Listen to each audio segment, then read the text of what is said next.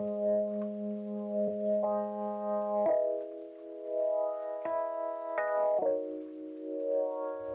everybody, I'm doing something different today. I am not just going to do a time-lapse photo of this painting coming to life. I'm going to walk you through every step of it. So this is going to be a true demo. I've gotten a number of requests for this, so here it goes. The last week, I believe it was, this week, it's Thursday, I posted some paintings that look like this. And this is what I call, in my different collections of paintings, I call it a dreamscape. So we're going to paint a dreamscape.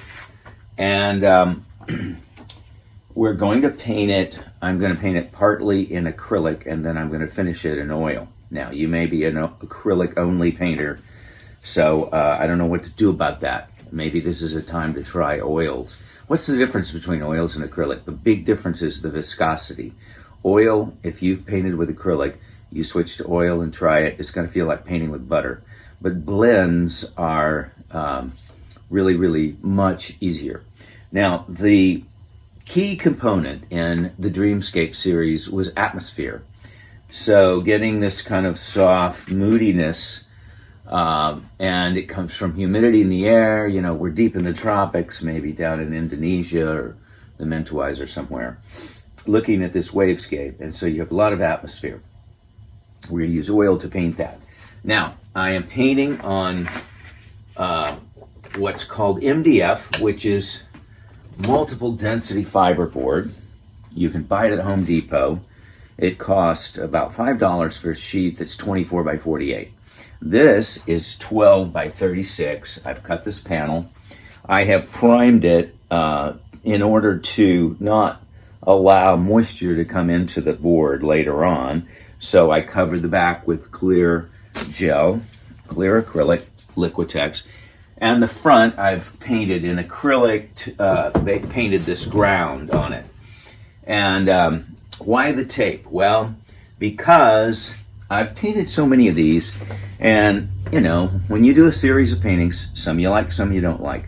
A lot of them I don't like. There's a few kind of classic favorites of mine. And this particular wave sequence was one of my favorites. So I'm gonna duplicate that. Now, when you do something and you really like it, sometimes you just go, oh, that's cool, it just happened. And then, you know, but if you do it enough, you'll find out there's a real sense of, you may not have been that intentional when you did it, but this one works. That's kind of like the golden mean, you know, who would have known? But this just works. I could get a little more randomness by moving this wave closer to that one. And you know, if you're a surfer and you're seeking perfect wave, well, this is not, this right would be perfect, but the left would go into this and be closeout. That's okay. I like a little bit of randomness and some small sense of imperfection. The other thing about this particular, and this was, now I got the waves, I made this sketch digitally. I got the waves from one painting and I got the background from another. At the time when I was doing, this was early in the Dreamscape series, my intention was to indicate palms in a very loose way. They could be almost like mesquite trees or something, but in any case, we know they're palms because it's a suggestion. So we're going to render those that way, and we're going to render the waves like these straight, perfect lines. We're going to keep these yellow ochre tones and warm tones throughout the whole thing. And all I'm going to do in acrylic is I'm going to, now, why the tape? Did I say why the tape? Because I want to keep the waves straight. It's real important to me to put the waves exactly where they are here. And if you want, I'll send you a JPEG. If you message me, I'll send you a JPEG of this if you want to try it at home. So I'm going to paint those in acrylic. It's just a dark color. I don't care really what it is. It's a warm dark. It's maybe like a, I don't know, it's purple or something. We'll figure that out. And I'll get those exactly right. And then I'm going to draw the trees. And then we're going to paint it. And I'll tell you exactly when I move from acrylic to oil. By the way, blocking in, you know, that may seem odd to you if you've never done it. I do it all the time, blocking in with acrylic and finishing in oil. Why do I block in with acrylic? Because it's almost like drawing. It's like, you know, I drew this with and I never do this, but I did it today. You know, it's mark making. If I was a caveman, I'd pick up a rock and draw on the wall, but I happen to pick up a charcoal pencil and draw those waves. Now, that'll all get covered up. Oil paint typically doesn't like graphite, or even this might not be too cool as far as blending with the oil, but it's gonna be acrylic when I'm done, and I'll pretty much do away with the charcoal lines that guided me in the beginning. So there you have it.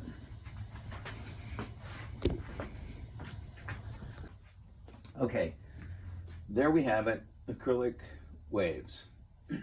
Next step is drawing in the trees. So I want you to get a pretty good look at that. There is some modeling. I like to look at things like this sometimes in terms of how many values am I going to use. So on the foreground clump of trees, or which is in essence it's actually 3 clumps.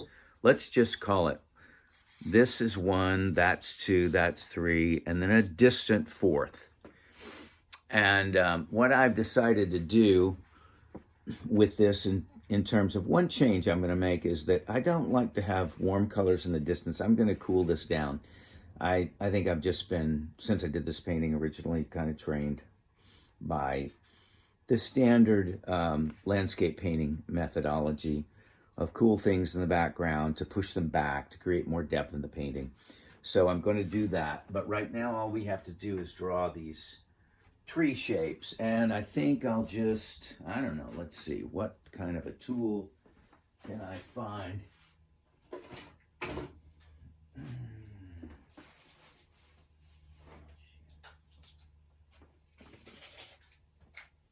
Okay, I found this old burned out paint marker. Sorry about the delay there. Okay, so we have a shape here, and you notice that I'm not too accurate about this. I'm going to probably put more serrated palm-like edges on this painting than the reference I'm working from. Some indication of palm trunks, and second clump of palms put in here, a few trunks, and then the last. Now the question I'm kind of thinking about right now is, should I do that in acrylic or oil? And I kind of think maybe this is the time to switch to oil. But then again, I don't know how well my oil will cover up those lines. So, okay, another thing I notice here that bothers me a tad bit is that I think that my line from the bottom of this wave to the bottom of the painting is higher than in this. Now I could just run it through a table saw and shave off a little bit. There's nothing sacred about this 12-inch height. But yeah, see, this is kind of a unimportant part of the painting, the foreground water. So, you know, and this is where there are various ways to take your sketch and put it onto the canvas, and you probably know you can do a grid, but at the very least you should probably measure it, and I did not do a good job of measuring this. I know that this is 12 to 36. The proportions are 1 to 3. That's a mathematical reality, but yeah, I didn't get the bottom of the wave low enough, but whatever. And I realized it when I start drawing the trees, because I don't have enough as much room up here. So anyway, but I'm not going to worry about it. Are you going to worry about it? Hopefully not. Okay, so let's get in some. I think I'm going to do this in acrylic. So hold on a second. Something that's really needs to be said at this point is that the important thing right now is values over hue. You know what values are? Values are darkness and lightness. So this is a value scale. So I'm more concerned with this than this, okay? This can come later. I'm going to finish it in oils. Oils are very natural looking pigments that have great color. So that and, anything that's lacking now in this acrylic sketch can get fixed later. So I'm concerned about oils, I'm concerned about value over color, but I'm still going to use a little bit of color. So let's see what we've got. And I just realized I did this backwards, which doesn't matter. I'm just loosely laying this in. I just want to see what it feels like once I get it loosely blocked in. Remember, the acrylic is kind of I see it as sort of a throwaway. It's not really my finished painting, although pieces of it will live on until the finish. So it's not like I want to do it haphazardly, but I'm certainly not going to sweat it. All right, so I should be thinking about, let's talk about values again.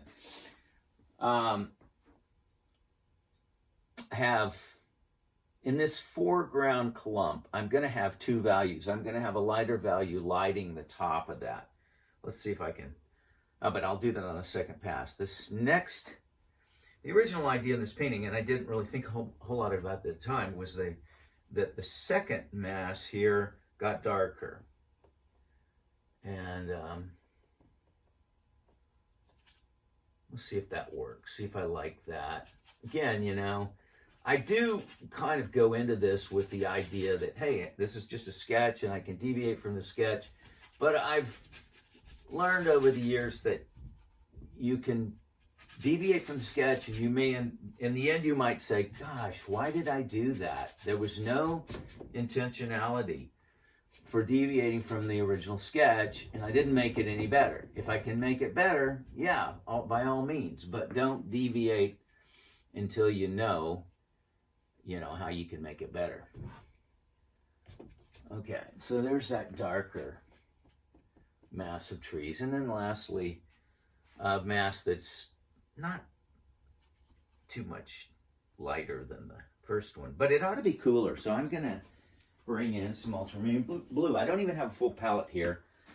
I just have, I just grab some stuff. I hate to do that because I know that you guys watch, some of you look at these videos all day long of people painting, and they're step by step. It seems like the great abundance of painting demos that are on YouTube are done at a very elementary level, and that's great. Everybody ought to have a chance to paint. But I have to apologize because mine aren't going to be quite that way. And you're going to have questions, and hopefully I can answer them. But anyway, now I've added a little bit of blue to this last clump. So it's a blue-gray. It's lost some of that warmth, and that's what I want it to do. But because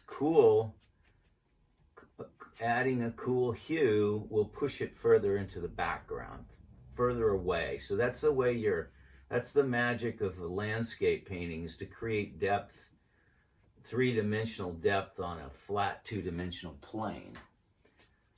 Okay, so there we have our very, very rudimentary clumps of trees. And now the far distant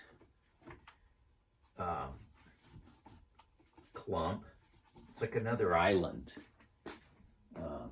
if off in the distance. So I've got to lighten that, adding some titanium white. Yeah, that's about right.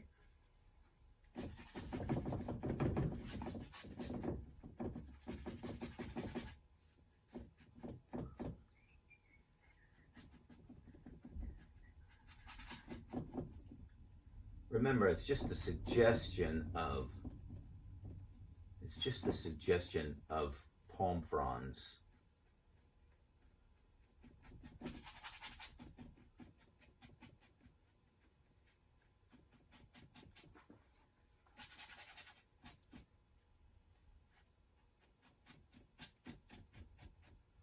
If I lighten this area like that, then I get a little mystery. People tell me they like to walk into these paintings and walk around, and I want to create that. So opening this area up just a little bit also gives you a chance to make more tree trunks by painting negatively and to refine the tree trunks that are there. Okay, so there we have it. That's really all we need, and now we can start the oil.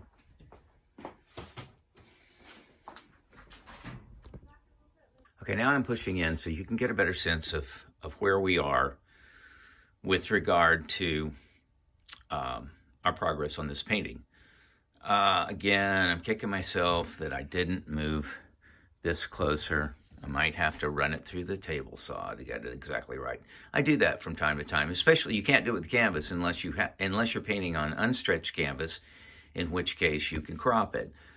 But it's pretty easy with this board, although, you got to be careful not to screw up the painting when you're sawing it. But that's another story. So here we have the very bones of this painting that I intend to finish. So let's move on to oil. Okay, a word about color palette, because you're going to want to know what's in my palette, or on my palette. So titanium white. This is a cadmium yellow medium. I've got a little bit of a color that I love to use called transparent orange. What is it called? Transparent orange. It's made by Gamblin. This is, I think, some transparent earth oxide or something. That I should have some alizarin crimson. I'm not sure what that is. What's that? That's the same as that. I'll add alizarin crimson. I have yellow ochre. I have, that's some kind of orange, a little bit of cad red light, some cad yellow light, some ultramarine blue, some phthalo blue, some phthalo green, and this is a olive green of some kind. By the way, for years I used those dumb things that you can wet the bottom of, and they come in this Tupperware kind of thing, and then about a month after you buy it, the Tupperware thing goes bad, and the lid won't work.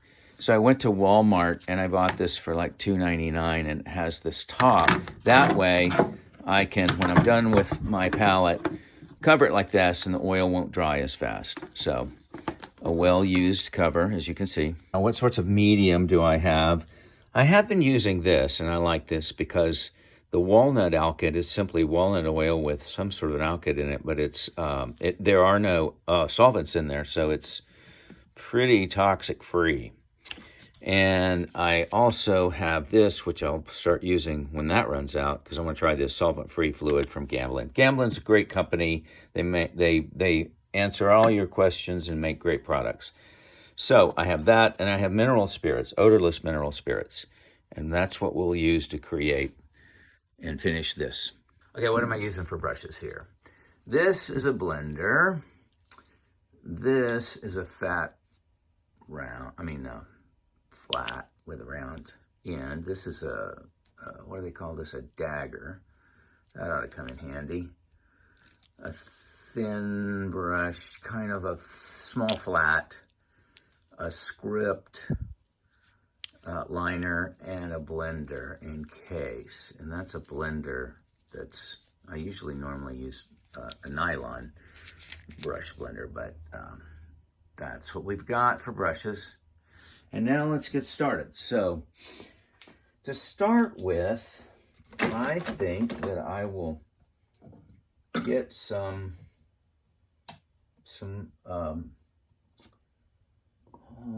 let's see. Let's make sure that's dry. Ooh, that's not dry. So we got to dry this. I keep, at all times, the handy-dandy, heavy-duty. This is not a blow dryer. It's a heat gun. So it We'll dry this stuff in short order. But you know, actually, I don't think it would matter too much if this wasn't completely dry, because at least it's skinned over. And I think as the oil dries, the acrylic would dry under it. But that's just me, Mr. Impatience. Okay, but I want to kind of put some, put a little mixture of my medium and the mineral spirits over this. And I'm probably, oh, I just threw paint everywhere. I'm probably going to take a paper towel and just rub this around and get me a little thin layer over the whole thing of, you know, there's some walnut oil in there, a little bit of mineral spirits to kind of thin it and spread it. And why am I doing this? Okay, I'm doing this because I want this to be really viscous. As the oil paint goes down, I want it to glide on. Now, at this point, I want to talk for just a second about canvas versus this board. The reason I chose this board is most of these paintings I did in this series, I did on board of various kinds. I even painted on doors. You know, you can go and buy a door, a hollow core door, and they come 24 watt. They come in various widths from 24 up to about 36, I think, and they're 8 feet long. And I think that the waves in this painting were painted on a door. So you can see that my shape of my canvas was similar to that. But the thing about board is it's very smooth, and you know, and eventually I'm going to work these blends to get everything just the way I want it. So we're going to start with this. We're going to start with the sky value. As you can see, there are some really lighter, much lighter values. So I'm mixing titanium white, a little bit of cad yellow medium, and a little bit of this transparent earth orange or whatever it is. I gotta tell you what that color is. That color is, oh, forget it. It's too late. I don't know what it is. I'm gonna try it in here. Now, my paint's a little too washy, but that's okay. We'll try it anyway. So because it's washy, I'm gonna come back and add some white to it. You can always grab more paint and continue to work these areas. I'm gonna try adding a little bit of cad yellow light.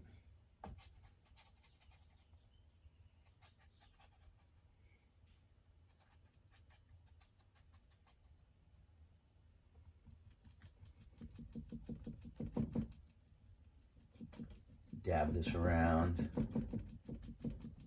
I might have to get a bigger blender.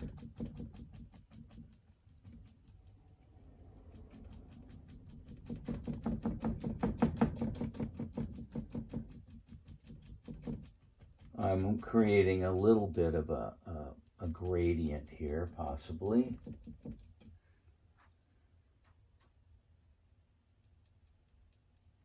So let me feather that and see how it looks. So I'm bringing in this blender.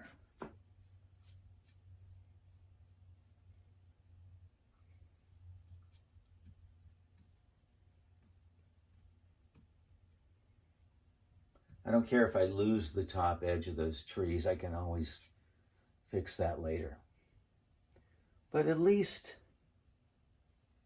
you know, as a pass, that's not too far afield from what I want. I like this little bit of orange in there. So let's see if we can bring that in. And in a minute, you're going like, I mean, you might be thinking now, wow, he's losing his trees, but I'm just going to wipe that paint off. Okay. So I'm going to get my magic transparent orange. And come back in here and see how that works.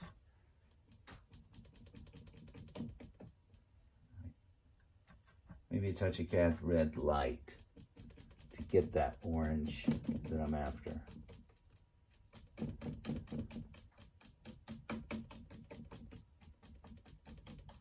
All right, let's see what that's all about here. Blend that in. Okay. Now I could, if I wanted to, let that dry. I'm trying to finish the whole thing, but I can do this in a couple of days. You wouldn't know. So I might do that.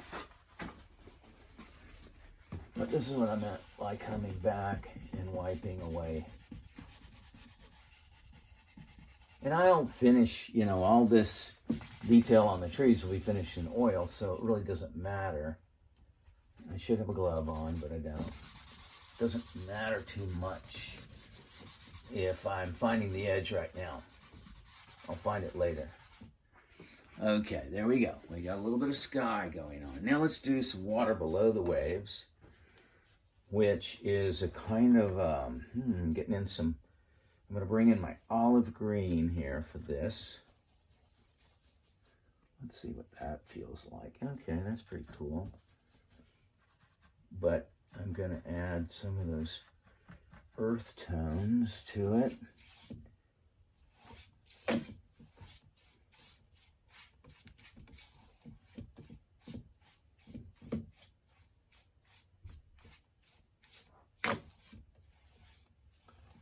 Okay, and then the way I did this originally is the water will get lighter up toward the waves and darker as you get closer to the foreground.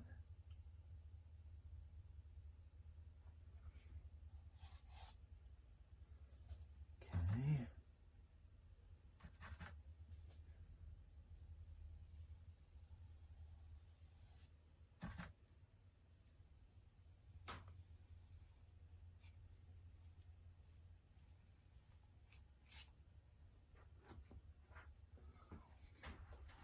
All right, I've already made the point about the importance of the kind of straightness of the wave, so I don't want to lose that. Wipe that.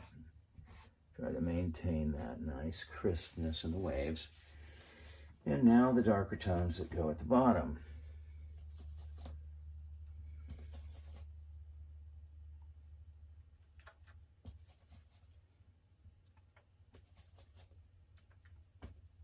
I know I should be telling you every color. I did introduce ultramarine blue to make it cooler, as you can see. I am going to need also to get into those, a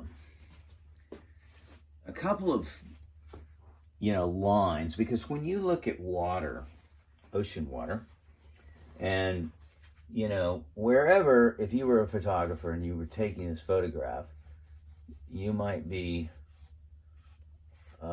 75 yards from those waves, something like that. I'm just a wild guess. Now, in between you and those waves, if you're looking over water, are a million little ripples, and that's what you're seeing. That's what creates those lines. It also creates lines up the face of the wave and elsewhere. But a wave painting ends up being a whole bunch of lines, a series of lines. How you bring them together is important, no doubt. Okay, how about a little work on the trees now? I'm going to try to introduce that lighter value, which is suggestive of the top of the tree being lit, kind of rim lit by a little bit of light. This is not a real sunny day, kind of a moody day with lots of atmosphere. Some sun coming through.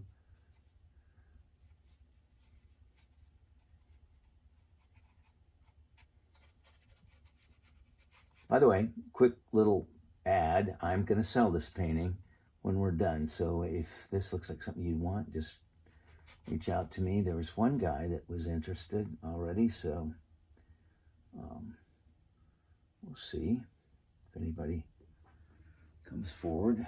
I'm going to have, in this original painting, as you can see here, it's almost black right in here. And that feels a bit much to me now, but I'm going to keep an eye on that.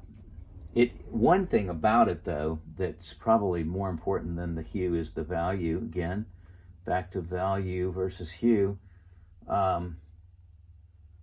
Or, no, I take that back. The hue is important because it's a cool hue, even though it's a dark value and a cool hue. So maybe I need some of that. Let's put some, because that's completely in shadow, the shadows of the underbelly of these palms are cool. So I'm going to try that.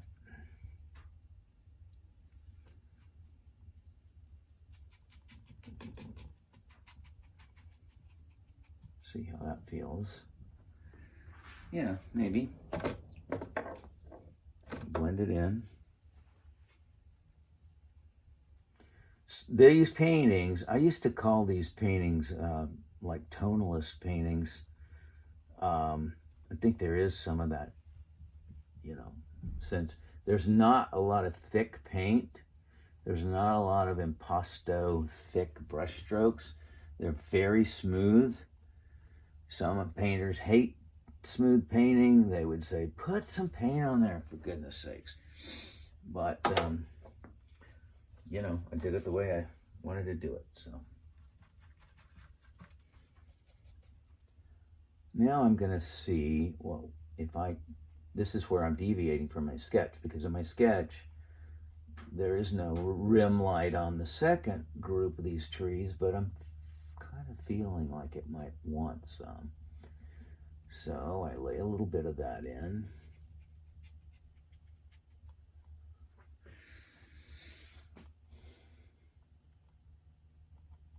And remember, as I said earlier, I want to be intentional wherever I break from the sketch, but sometimes you're just feeling something different and you go that way and it ends up different. Just what we're hoping for, though, is that I don't end up hating it and go, why the heck didn't you follow the sketch?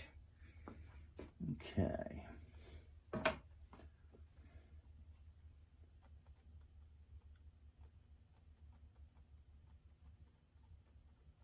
Okay. So, having done that, now I'm going to make the last, let's call this 1, 2, 3, and 4. So, on palm cluster 3 now, I am going to cool it a bit. And this is where, this is painting negatively. So I can paint the trees in front of it by painting around it. And it'll also add atmosphere. Now this may be too much. I don't know yet. We'll see. I may have to take some of that off, but you can see what it does. It kind of pushes it certainly defines that number 2 cluster.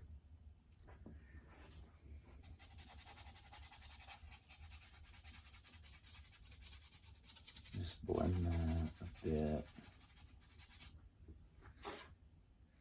So if I'm that cool on this, then I would have to adjust to cooler there. So we'll see, you know, what is it about this painting? It's overall warm tones. It's not like I would do a landscape painting where I'm thinking about, you know, the overall using hue and cooling down the distant elements to create depth. So I'm feeling some of that instinct, which I probably didn't have as much. I hadn't done as many landscape paintings when I painted that originally. This is a really old series. That's why sometimes I drag these things out and I post them, and people are like, oh yeah, I love that. And they start sending me these. I had a publisher that did a series of these as lithographs, and they were sold everywhere. I mean, you could go to Target or whatever and buy these things. And I know I'm a whore, but hey, you got to make a living, right? But anyway, and they bring them out and say, oh, I have this. Some were faded, and I didn't like that. But in any case, yeah, they were available. They weren't expensive. And they published 3 or 4 of these. The best one I got a bunch of copies of. I got them to give me a whole bunch. I still have those, so I don't have them on my website, but if you wanted one, I could probably hook you up.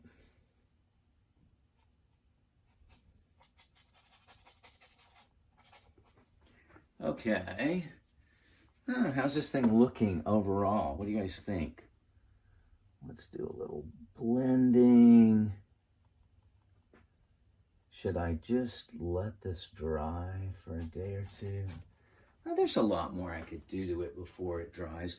Right now, sorry about kicking the camera stand. Right now, the darkness of these waves is feeling very dark, so I am going to go over the entire thing here with a bit of this olive green.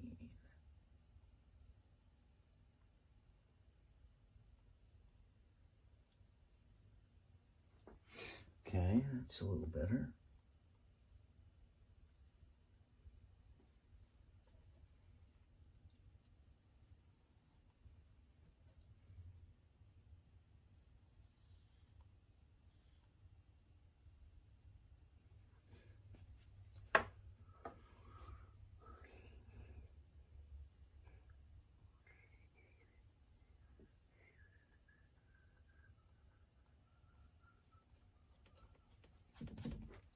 Okay.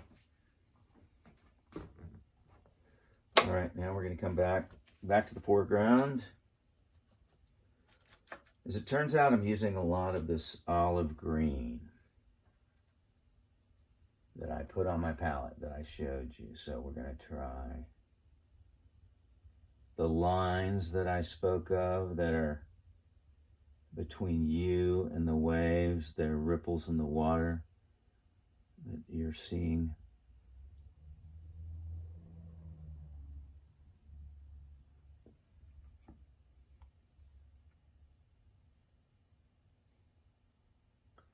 You can kind of indulate the brush by pushing and pulling to get a little of that sense of movement.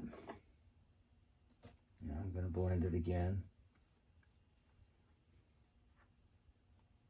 Okay.